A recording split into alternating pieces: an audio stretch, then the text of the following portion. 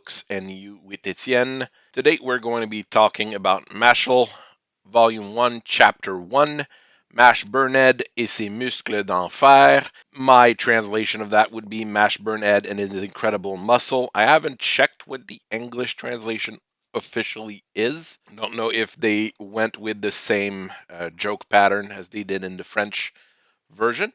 We have the on the right ear and on the bottom ear the cover for this particular chapter and volume. We will discuss them a little bit later. As usual, we're going to start by introducing our characters. The main character of this manga is Burnhead. He is a young man, young teenager, who is deprived of magic in a world where pretty much everybody has access to it. To compensate, he did quite a lot of workout and strength training, but he remains a kindly young man. He is fairly naive. He is always relaxed or never seems to lose his cool. He has a very good instinct and fairly intelligent, but he is also very awful at remembering other things. His main love seems to be cream puffs, and he does have a good love for his family, which is his father, and his friends, which are introduced later in the manga. Fairly interesting character overall, fairly straightforward, but also different from many shonen protagonists. Other two characters that we are introduced in this chapter, which are, well, recurring but to a lesser extent in later chapters. We have Mash's father, Regro Burnhead, who is a kindly old man of 75 who loves his son and loves raising him. His magical ability and abilities in general were always very limited, and he was kicked out of his family, kicked out of many jobs and many opportunities throughout his life, and was contemplating ending his life when he found an orphaned Mash, who he adopted, because it would be the only person who really needed him. He is depicted as a kindly old man, as I said, but he often has overreaction to various things Mash does, and always calls him a good little boy. Another character which we are introduced to is Brad Coleman, who is a head of the police or a top police officer who they meet later on and is an accomplished magic combatant. While you would think at first that he would be the main antagonist for the story or something along those lines, he does seem to grow as an ally to Mash and his father, even though he originally wants to arrest them. So we're going to go through this story like we normally do. We are quickly introduced to a world where everybody, or everybody, almost everybody, I would guess, has magic. But Mash is one of the example of someone who doesn't. We meet him originally finishing out a workout session before eating some cream puff, probably to recover some of his energy. He lifts comically huge dumbbells, and throughout the series and other parts of the story, we do see him perform incredible workouts that would not normally be accomplished by anybody. He goes back home and rips the door off its hinges because he never remembers if he needs to push or pull the door. This is a recurring gag throughout the manga. It'll be done again and again and again as time goes on. His father, Regro, forgives them for breaking the door because he is a good kid.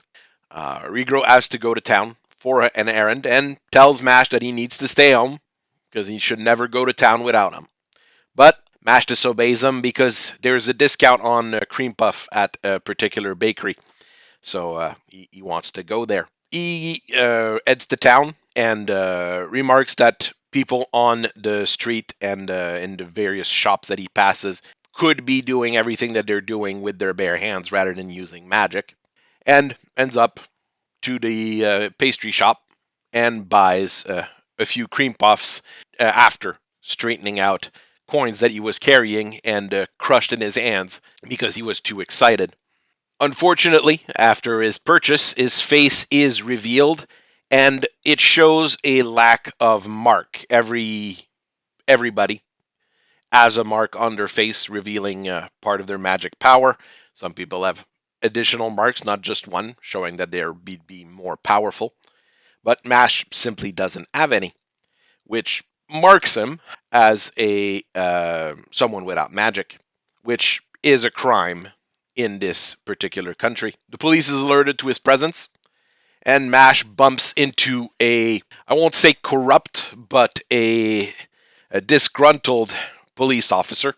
We can see that he seems to be drinking on the job, not always the best thing to do if you're in law enforcement, and stains the officer's clothes with cream from one of the cream puffs. The police officer berates him and gets mad because his salary is too low and that he has to work long hours. Doesn't phase Mash, who rips off the officer's uniform so that he can clean it. And Brad Coleman shows up at that time, noticing the commotion. Before they can be arrested or accosted anymore, Regro shows up and grabs Mash and disappears back to their home in the forest. As a punishment for disobeying his father, Mash has to redo his workout routine from the morning. But as he is doing that in an exemplary manner, racing and lifting his comically huge weights at the same time, Brad and his cop friends show up to the shack and try to detain Regro.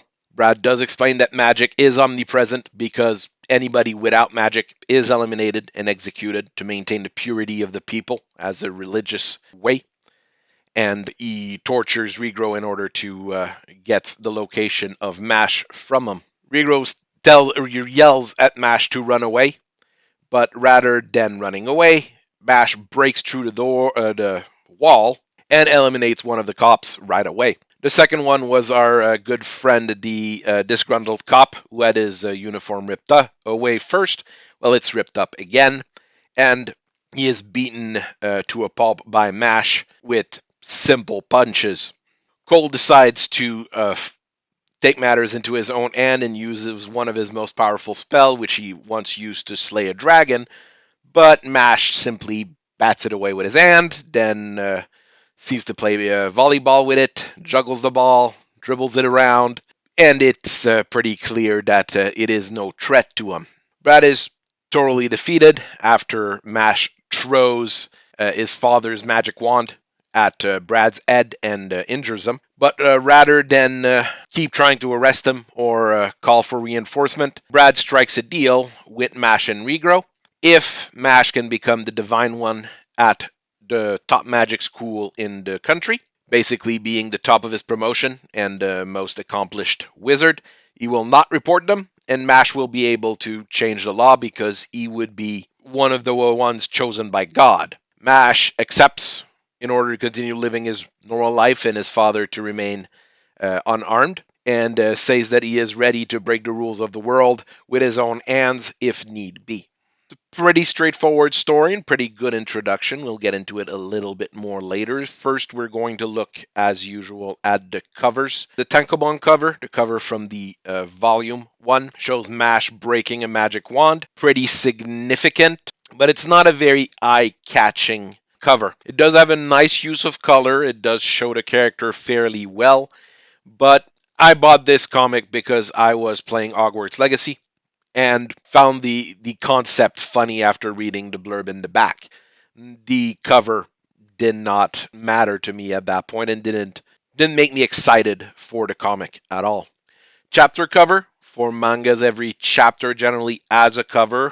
Some of them are very intricate, like in One Piece. Some of them are very simple, basically like this one here. What we have is Mash getting ready to swing a punch. Once again, it's not a cover that I appreciate a whole lot. Mash's eyes don't match what he normally looks like or normally acts like. He's a bit out of sort. Not an awful chapter cover, but once again, not something that would drive me to buy this product. One thing that does drive me to buy this product, and that I find extremely interesting is at the end of the first chapter, we have a full page thank you note from the author. I've seen that happen in other mangas recently, Chainsaw Man as an example, and if I remember right, Bits of Black Clover, and not right at the start, a bit later on, we add thank you notes from the author to the reader. Thank you for buying my product. He does state that we weren't required to spend our money on an actual book since there's so much free content out there. While it's true that there's free content, web comics, web art, and all sorts of things, this is more than likely directed to piracy, which is unfortunately a fact of life when dealing with entertainment properties in general. For comics, piracy is fairly common, I would say. Thanking the people for taking the time and taking the money to purchase your product is a very positive thing to do. Another great thing in that thank you note, we have a section where he says he still has a lot to learn, places that he needs to improve on. Incredible that we have some humble authors out there, especially when we start looking at some unfortunately American comic book authors and artists like Vita Ayala or our good friend Tom King. Other peritextual discussions in this regard. French version is made by Kaze Shonen, which is a subsidiary of Shueisha. They're a fairly recent publisher and not like every other publisher of manga that I knew of before, which were a derivative of a major Franco-Belgian comic publishing house. This one is clearly done by Shueisha, which is the Japanese company that originally published the manga. So it's a more of a direct publication line. Overall, I'd say Kaze is mid-tier in terms of quality. There are a lot of different publishers in French manga, and the quality does vary, not only in terms of the quality of the paper, but also qualities of the cover, the quality of the dust cover, and the quality of the cover art, which often needs to be modified from the Japanese version for legal reasons. Kaze is, as I said, very mid-tier. They're not the highest quality one, which makes much larger volumes and sometimes even use gloss paper, but they're not bottom tier like Fleuve Noir used to be. If we look at the line work and the artwork, it's pretty clean. It's nothing exceptional or special in particular, however. You can tell that it's a simple enough manga and that it's going to be produced weekly. Things have to be simplified, things have to be done fairly quickly. It's a black and white comic, as with most manga, but the use of black in this particular manga is actually interesting. Often enough, you have tones of black and grayscales being used. In this one, we have straight black backgrounds or straight black images, which is somewhat interesting. It does give a lot more contrast to the characters and to the story, which is interesting. If we look at the artistic merit of this, we are introduced to the magical world from the very first page. On that page, we see the magical city, we see magical people doing magical things, and rather than a simple bird flying across the sky, we have a dragon flying across the sky. So it immediately sets the atmosphere. All the characters are distinctive and somewhat memorable. Even though the fat cop who dislikes his job is never named, and I don't think we'll ever see him again. If we do see him again, we will remember him because he had a specific look and a specific format to the character. Mash looks extremely basic as a character, but that makes him very interesting at the same time. He doesn't look like a muscle bound brute or a beautiful boy, a bishonen, like they often use in shonen manga to represent specific types of character. He looks like your average everyday man. It does irks me that he doesn't have much more muscle mass and muscle definition, even in the parts where we see him in his training gear. But that is an artistic choice by the author.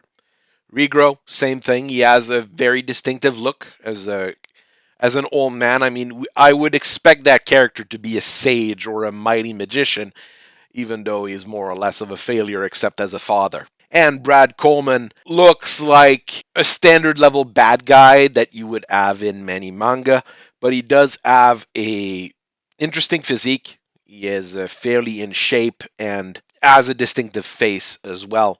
So those things make those characters fairly interesting. And as I discussed here, we do see a lack of muscle definition.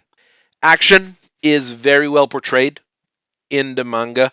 I've used here the example of when Mash beats up the disgruntled cop. We see the action and the movement through the comic. Even in a static image, we see what's going on. It is a comical manga and it is a comical kind of story. So we have exaggerated expressions on character faces. The squirrel ear witnessing Mash's training. Brad, after his multiple attacks were deflected without any arm being done. But like many weekly shonen manga, the backgrounds often suffer from everything else being done. It's not white backgrounds like we sometimes unfortunately see in manga or pure black backgrounds, even though we do have a few panels like this. The backgrounds are an afterthought for the author in this case. We see here black and white unified backgrounds. Story elements for this are pretty straightforward. We have a very simple story of an outcast needs to achieve the pinnacle of perfection in order to be accepted. It's a standard story now in manga. You've seen it in Naruto. You've seen it in One Piece. You've seen it in Black Clover. And on and on. Chainsaw Man even could be put into that. It's a very Japanese style of story that was more or less started with One Piece and Naruto. This is a comedy manga more than anything else. There is action, there is combat, there is a bit of drama and discuss character development growth, but in the end, everything turns around the comedic aspects of a man with no magic in a world with magic. The other characters that we meet later on also have comedic aspects to them. This is basically a play on Harry Potter. We could say it's a parody in a way, but Mash is different from Harry, that he is not originally the chosen one. Who knows where the story is actually going to go, but Mash is just your average kid who excels in one particular thing that is not what he should be master of. It's a high school shonen manga. Okay, nothing unusual, nothing out of the ordinary. It's not nothing that you need to go deep in overall. But as Paul Chato often says, there are shared experiences, and this is what brings stories to the forefront and makes us like stories. Overall, about the only thing everybody shares in Japan is the high school experience. They go to school for a lot longer than we do in North America, as an example. And that time is viewed as a blessing for many children or many teenagers. A time that where they learn, they have friends, they have all sorts of experiences through clubs, through activities. So this is a shared experience that all of them have. Another great advantage of this, however, is that it's an international shared experience. Almost everyone goes to school and has more or less those experiences. It's not as drastic in North America, as an example, but it still exists. We are going to see an anime adaptation by April 2023. I'm not sure if it's going to be simulcast on anything or simultaneously translated anywhere. We're not looking at a manga with an extended universe or an extended story group. Those have started cropping up more in recent years. Things like Black Clover as a few side stories. My Hero Academia has multiple side stories, but it's not a common thing in manga in general. This is a very good first chapter. Introduces us to the character, introduces us to the world. The exposition is part of the story. Very interesting. And straight from the start, we have a clear endpoint objective in the story. Mash needs to become the Divine One. So we have started the story and an expected end of it. Will it actually be the end? I can't tell. It'll all depend on if the manga remains popular, the anime does well, and if the author doesn't burn out, which unfortunately has been more common amongst mangaka recently. Is it playing to the strengths of the shonen comedy manga? It's in the same line as Dragon Ball, the original one, before the whole Dragon Ball Z constant fighting thing. There is action, it supplements the story elements, and allows for jokes to be integrated in it. So it is a fairly strong entry in that regards. Simple art style, simple coloring, makes the story easy to read and keeps it interesting, unlike some mangas who are overly detailed or some that are not detailed enough. We're directly sent to a new world. As soon as we open the book, we know where we're going. It's fantasy, not sword and sorcery. Okay, the entire world seems to be modern to a degree, but since everything is done with magic, we don't have high technology devices anywhere. Mash is a relatable character. He has values that are easy for us to understand. He likes his family. He likes good food. He likes working out. Pretty straightforward overall. And all of those are strengths of the comedy shonen manga. Are we looking at any pacing issues in this introductory chapter? Well, it's a double chapter, as many introduction in manga. It would be introduced in weekly phone book style, weekly shonen jump, if I remember right, in this case, as the introduction to the character and introduction to the story, and it would be produced weekly afterwards. The flow of the story is very good. There's no obvious breaks, there's no obvious lost panels or lost pages. The only bit that I find maybe a bit overly long is, well, there's 3 pages of flashback of Regrow in his youth as he shows that he had problems with his family, problems with everybody.